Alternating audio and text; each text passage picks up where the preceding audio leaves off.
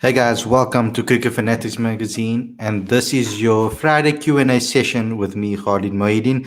I'm going to be your host tonight, going to be chatting to you guys, and you can ask your questions in the live comments. I know that you are on Facebook and as well on YouTube, so if you're on Facebook, go over to the YouTube channel and subscribe to that so you can get daily shows on a daily basis, of course, and all of our other shows and our exclusive interviews are all on our YouTube channel.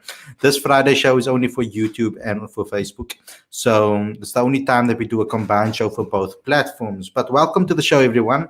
Glad to see that you guys are all over here already asking me questions in the live comments, and I love it. More and more and more, please. So before we get going, smash that subscribe button, click that notification bell for all future videos, and we can get into the discussions that you guys have placed for me in the live comments.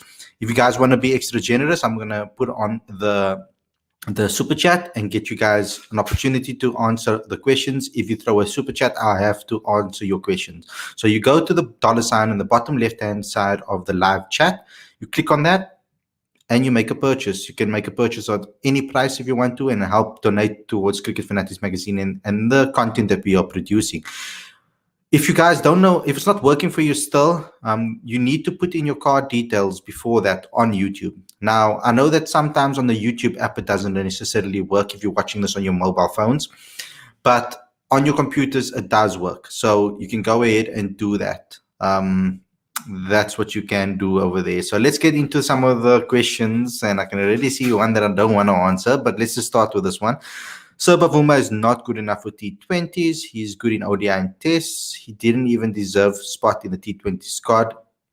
His way of playing is not suited in T20s. What's your take on this? I disagree. So in domestic cricket in South Africa and in the MSL, Imbaba Vuma has showed that he can be a player anchor role in a team and take a game away from you. In last year's SA T20 Challenge, he hit 100 in the final to let them win the second championship in a row. So Imbaba Vuma has shown his caliber in T20 cricket. I think he's an excellent partner for Quinton de Kock. Quinton has spoken about it before and spoken about his captaincy, and not his captaincy, but has spoken about what it is like to play with Temba and how amazing it is for him, and it makes him a better player. I feel he needs an anchor player at the other end that doesn't really cramp his style and allows him to play a free-flowing game at the other end. We saw in this T20 challenge as well, he was quite good as well. He was actually one of the top scorers in the Josie Stars' team when he was the captain of the Josie Stars. Unfortunately, they didn't win the tournament that season. They were really poor, but he was very good and he really impressed. And I think that's when Temba started being a T20 specialist. He came across as a T20 player as well. I think him in an anchor role in the T20 setup is a really good option. And I think right now, it's not his fault that he's been selected as captain. We can't blame him for that.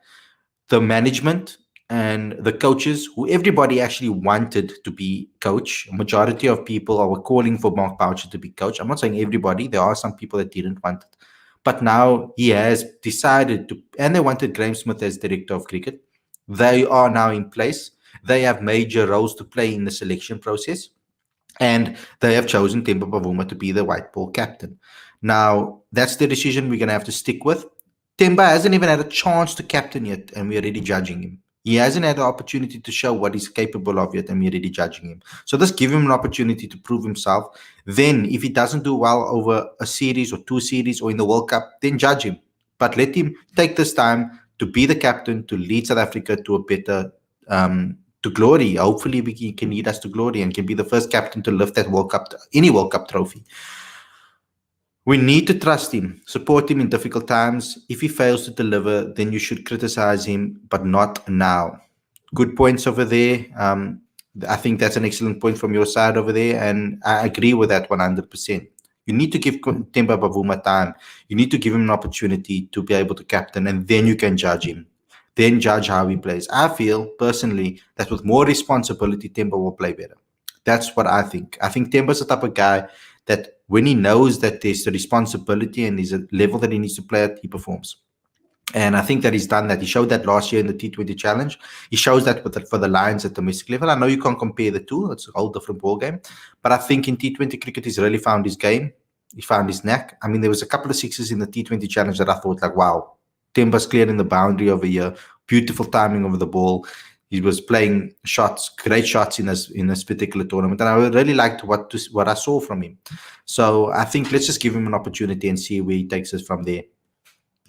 You guys can get your comments in the bottom if you want to ask any more questions. What's your thoughts on the youngster Devs? So I haven't seen too much of Devs. I went to the T20 Challenge. I saw a bit of his innings. I didn't get to see all of it. I'm not the T20 Challenge, sorry, to the Cubs week, and I didn't get to see all of it. But what I've heard from a credible source, and you mentioned AB de Villiers over here, I saw clips as well of it. And when I saw the clips, I saw some familiarity between him and AB. Now, it's only after Graham October spoke to me about him as well and told me a little bit more about him. I thought it was just a coincidence from the clips that I saw.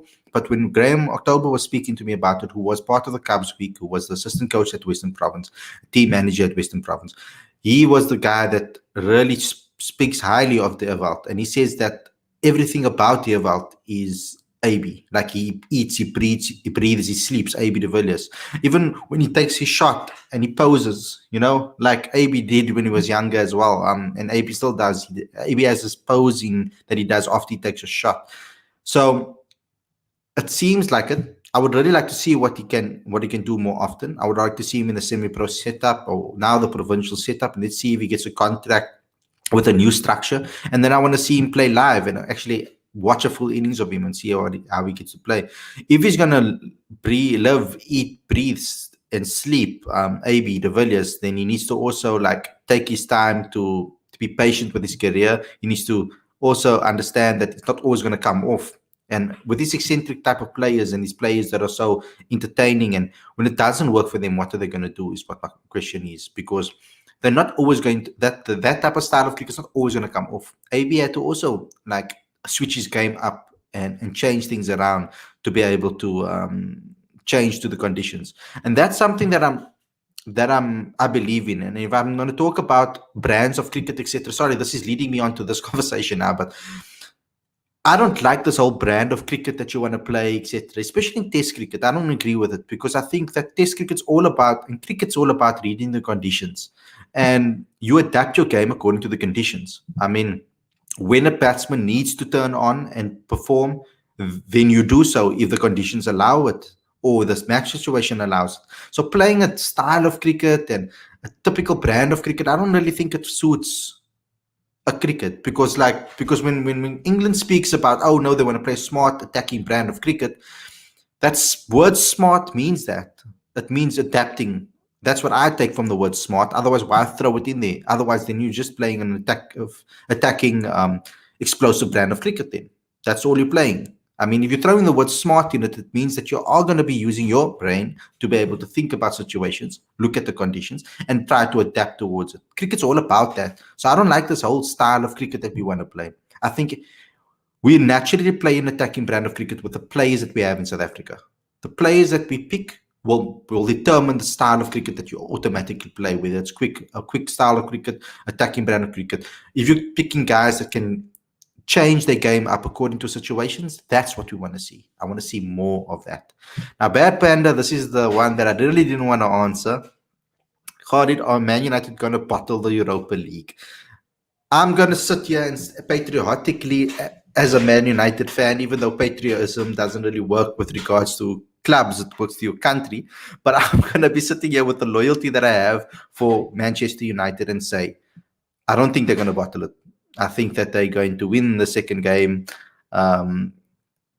comfortably, 2 away goals comfortably. Even if anything happens, I think we'll go through. I think it's going to be a 2-0 win in Milan. Guys, don't hate me and gate me if it happens any other way. I don't want to be in a situation when I'm going to be sad about it. But I'm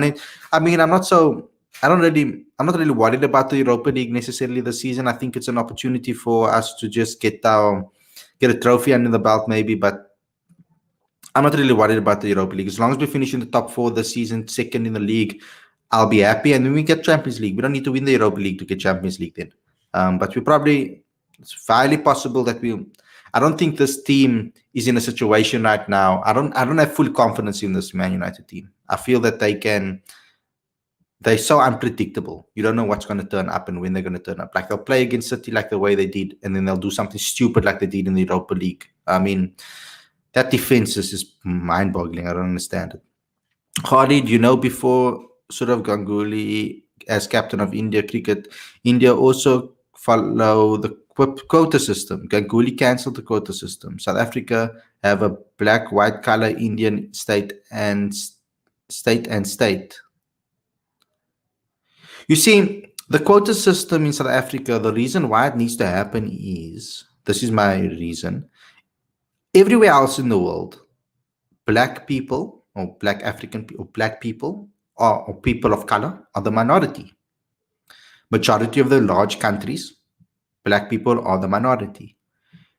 Whereas in South Africa, white people are the minority. But yet more white people are being selected in teams than black people. Imagine if in India, more black people were selected than Indian people. Wouldn't you guys be upset about that? That's what I want to know. So the reason the quota system is placed is to rewrite the wrongs of the past. And that's why it's in place, so that we can give people opportunities that they never could have dreamt of before. Now, Imbaba Vuma would have never seen, never seen anything happen if he wasn't helped through the system, given opportunities at a young level, given bursaries, all of those type of things to be able to play the sport. Otherwise, we'll never have seen a Imbaba Vuma come through the system.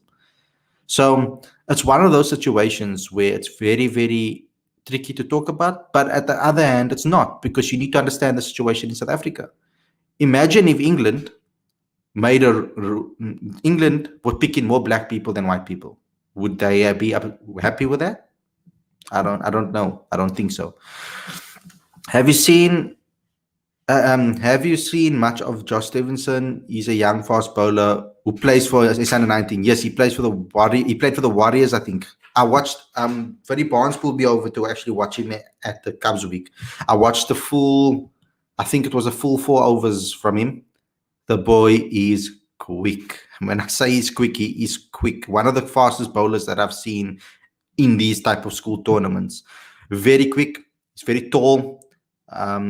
Gets a lot of bounce as well sometimes as well. But particularly what I want to see from him is his consistency. I think he's only 17, I think now, 16 or 17. So he's going to improve a lot, I feel.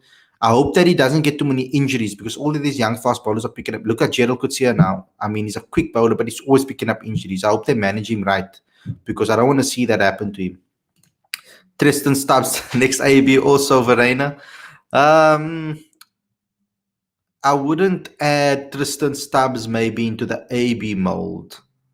I don't like to put players into certain molds. I don't like to say the next AB or the next Gibbs or whatever, because I feel that every player is his own player. They play their own style, they play their own way, and I think Tristan Stubbs will be, if you want to say, put it in the same bracket one day as being a world-class player for South Africa. Tristan Stubbs has all the talent in the world to do so. He just needs to put in obviously the hard work, the hard yards, the consistencies in at the Warriors to be able to become that player. But I think he has an excellent amount of talent. Timing of the ball's good, aggression's good, calmness at the crease, unbelievable. His whole temperament is very calm. So I like Tristan Stubbs. I like a player like him. Verena, you know what I think about Verena. I'm not going to repeat it over here. You know how much I like Carl Verena. Carl Verena and Stubbs' game is different from AB, but Brevers is the next AB. Just CSA should invest on him. They should invest in him. They should look after him. I hope he goes to a good province, and I hope he gets the guidance that he needs. I think he needs a tough person to guide him. A tough coach to guide him that will be on his case and make sure that he's doing everything that he needs to do to become successful. I think that's what someone like Brevers needs. Why not take a black cricketing Kolpak? Why not take action against England? I don't understand your question, bro. Sorry. Pakistan announced their squad for SA and Zim to tour when SA will announce their squad against Pakistan. They need to first confirm if the Pakistan tour is going to happen. Is it 100% confirmed yet? I would like to see it. I didn't see the squad. It's a pity I didn't see the squad. If you can put it in the comment section, that would be great. But I don't know when South Africa will release their squad. I'm going to have to find out about that very soon. If Quinton de Kock, like a situation occurs, Temba, where results don't go for the Proteas way, and he also doesn't perform with the bat, are the critics and the media going to put extra pressure on Temba than Quinny? That is my worry, that Temba is going to get it worse than anybody else. And that's not fair. I think everybody should get the same amount of criticism. I mean, when a captain's under pressure, they get criticism, but there needs to be a level. And I feel that the racist connotations that go with Temba selection is just uncalled for, and it's going to cause unnecessary amount of traction on social media, etc. We can see, even with top players like in England, with regards to football, we see racism attached to every single player of color, which is not right. We shouldn't be like that in the world. And I hope Temba doesn't get that scrutiny. We will protect him. I will protect him on this channel. I definitely will. Proteus women's team performing really well than the men's team. I was always saying this. I think the women's team currently on a very good space. They've got the perfect blend of experience and young talent. And I think that's what's happening right now, is we're seeing a perfect mold of team going into the best years of their life or their career. So the women's team is excellent. Well done to the women today for winning. I know it was about the DLS, but great performance by Lizelle Lee. Lizelle Lee, you're a superstar. I really enjoy watching you bat today, and I always do when you're in full swing. A pity that Laura couldn't turn it on. You could see Laura was struggling to get off the mark, really getting free-flowing runs. Wasn't a day, but she's world class. One of my favorite players. I mean, it's great that this women's team is getting results, even though they don't have the captain Dane van Niekerk, and they don't have Trisha Chetty. I mean, not Trisha Chetty. Sorry, Chloe Tryon in the side either. They are currently playing in a setup without their main captain. Imagine how it's going to be for Dane to come in and form part of a match of a winning team. Excellent. I think Temba is good for ODI captain. That's interesting. I think for ODI is good, but I mean, people are talking about his ODI before he hasn't really played much ODIs, but they say so definitely and so sure. They're so sure that Imbaba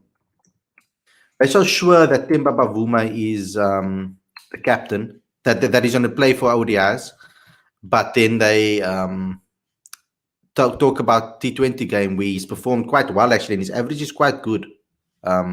So I don't understand why. We've got cricket connoisseur. Why do you have to ask me stupid questions now, man? You tried to put me on the spot. What's the capital of Solomon Islands, Don Khalid? Haniera, isn't it? Something like that. I don't know how to pronounce it. You'll have to let me know if that's right. Something like that. I think Temba is quite an ODI captain, and I googled that. So Lizelle Lee was incredible. If you had to choose between cricket and soccer, which would you pick and why? By the way, I don't like soccer. Oh, wow. What a question. If I had to choose between cricket and soccer, which would I pick and why? Cricket. I'll have to say cricket. I'm Cricket Fanatics magazine. Look here, my first love was football. Since a kid, my first love was actually football at first, with United and stuff like that. But if I'm going to take it to before, that's when I could think for myself. My first love was always cricket. When I was 2-3 years old, I already picked up a bat and wanted to play. I wanted to be a professional cricketer. So as a young kid, I've always liked cricket first, until I moved to Holland. Now, you need to understand my journey to understand why I love football so much. So I moved to Holland, and majority of the time, all there was football. Football was the biggest sport in Europe.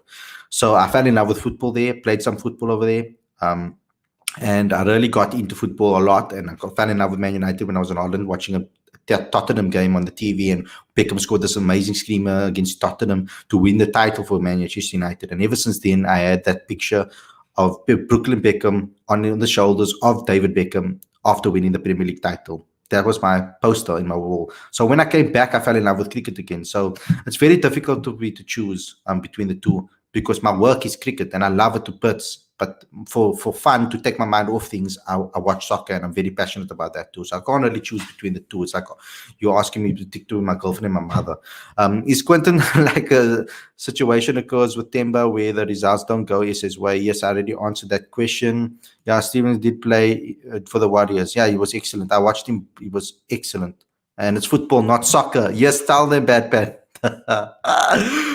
And so that's all we have for today. So thanks a lot, guys, for tuning in. I hope you enjoyed the show and this Q&As. We will keep them coming every single Friday. So get your friends on here so we can get more questions in the comment section so that I can answer more questions. So go ahead and do that. I hope you guys, though, enjoyed the show. Don't forget to like. Don't forget to comment, share, subscribe, click that notification bell for all future videos. Go download the latest issue of the magazine. The link is on the screen and in the description. Go to cricketfanaticsmag.com for all updates. Don't forget to join the Patreon and become a Patreon today. The link is on the screen, and it's as well as it is in the description. And if you guys have a business and you're looking to make sales online, even if your business is offline, we have an amazing opportunity for you guys to get in touch with us so we can help you. So go to cricketfanaticsmag@gmail.com, get in touch with us, and we can help you. Thanks a lot for watching, everybody, and we'll see you again on Sunday with a podcast show, our laid back episode of a podcast show for all of you guys.